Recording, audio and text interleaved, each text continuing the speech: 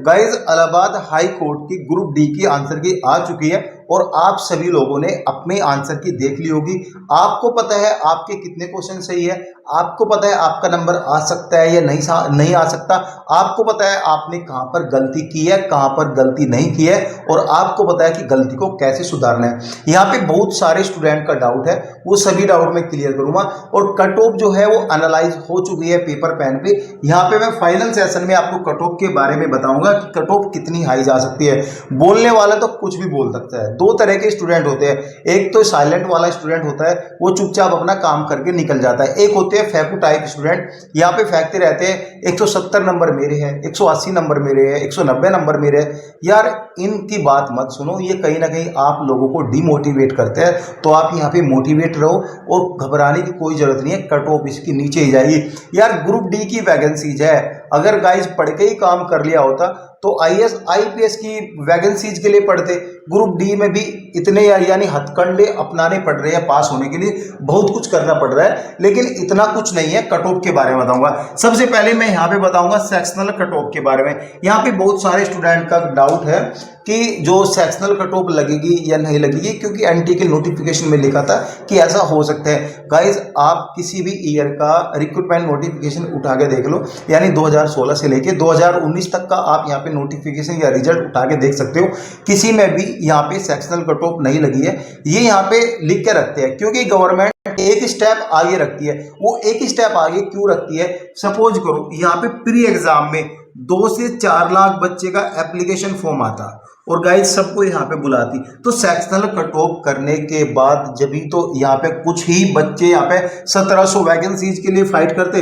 अगर 1700 वैकेंसीज के लिए यहाँ पे 2 लाख बच्चे बुला लिए इन लोगों ने, तो कहीं ना कहीं ये एग्जाम जो है ना गड़बड़ चला जाता है, क्योंकि ये प्री में ही बाहर निकालते हैं, सभी बच्चों को प्री में बाहर निकालते हैं। हालांकि प्री और मेन का जो एग्जाम पैटर्न सिलेबस मतलब सिमिलर सही है, दोनों का एक ही जैसा है। तो जो बच्चा यहाँ पे प्री में 80% मार्क्स लाया होगा तो डेफिनेटली उसके मेन में भी 75 to 80% मार्क्स ही होंगे, क्योंकि सिमिलर पैटर्न रहा है इसका।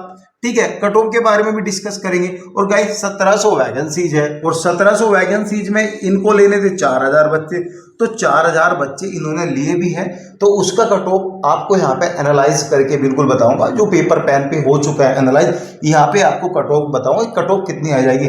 गाइज अगर हम यूआर की कट ऑफ देखें, करीबन यहाँ पे 152 के आसपास यूआर की कट ऑफ रहती है, जिसमें आप 3 नंबर प्लस कर सकते हो और माइनस के 3 नंबर यहाँ पे आप कर सकते हो। फीमेल की हम 145 के आसपास हम देख रहे हैं। फीमेल की कट ऑफ इतनी जाएगी, कट ऑफ ज्यादा हाई नहीं जाएगी गाइज, बहुत कम कट ऑफ जाएगी। यहाँ पे उन स्टूडेंट ने भी फॉर्म भरा है जिनको गाइज अभी उनकी 12th पास हुई है और उन्होंने एग्जाम की प्रिपरेशन नहीं की। जो नॉर्मल यहाँ पे पैटर्न था वो सभी पास कर लेते हैं, लेकिन यहाँ पे कुछ ना कुछ पैटर्न सेम था, बट क्वेश्चन में थोड़ा चैलेंजिंग थे। और आपको भी पता है, और यहाँ पे बहुत सारे स्टूडेंट बोलते हैं कि, और गाइज बहुत सारे यूट्यूबर बोल रहे हैं नॉर्मलाइज होगा शिफ्ट वो वाली हार्ड और वो वाली शिफ्ट यहाँ पे मॉडरेट थी और नॉर्मल शिफ्ट वो थी।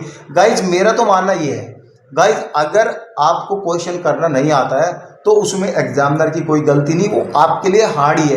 अगर आपको 5th क्लास के क्वेश्चन पेपर हाथ में रख दे कि आप ये करो, तो आपके लिए वो इजी पड़ेगा, ना कि 10th क्लास के क्वेश्चन पेपर आपको इजी पड़ेंगे, भले ही आप यूपीएससी का सिलेबस को पढ़ के जा रहे हो। बिल्कुल भी गाइस शिफ्ट हार्ड वो अपना नजरिया है देखने का, और गाइस उनको सिर्फ इतना लगता है भाई जब 30% एक्यूरेसी पड़ रही है एक शिफ्ट में क्वेश्चन की, तो कहीं ना कहीं हार्ड रहती है और कहीं ना कहीं नॉर्मल रहती है। और कितना डिफरेंस रहता है, 1 या 2 नंबर का डिफरेंस रहता है। और जो पढ़ने वाला स्टूडेंट है उसको इन चीज़ों से फर्क नहीं पड़ता है, वो पहले भी 1-2 नंबर से रहा होगा, लेकिन अगर वो इस वैकेंसीज का फॉर्म भरा है तो उसने मेहनत की होगी। और गाइज मेहनती वाला स्टूडेंट यहाँ पे नहीं रहता है, वो कहीं ना कहीं पास हो जाता है। ओबीसी की हम देखें तो 140 के आसपास, 3 प्लस लगा लो और 3 यहाँ पे माइनस लगा लो, इतना पड़ सकता है। ईडब्ल्यूएस सेम ही रहता है, 140 के आसपास पड़ेगी। एससी की पड़ेगी 138 के आसपास यहाँ पे रह सकती है, और गाइज एसटी की 133 के आसपास यहाँ पे रह सकती है। और गाइज कहीं ना कहीं यहाँ पे 3+-3 करके आप चलो और इतना ही कट ऑफ जाएगा। और गाइज ज़्यादा कट ऑफ नहीं जाएगा, इतना हाई कट ऑफ नहीं रहने वाला इन सभी वैकेंसीज का।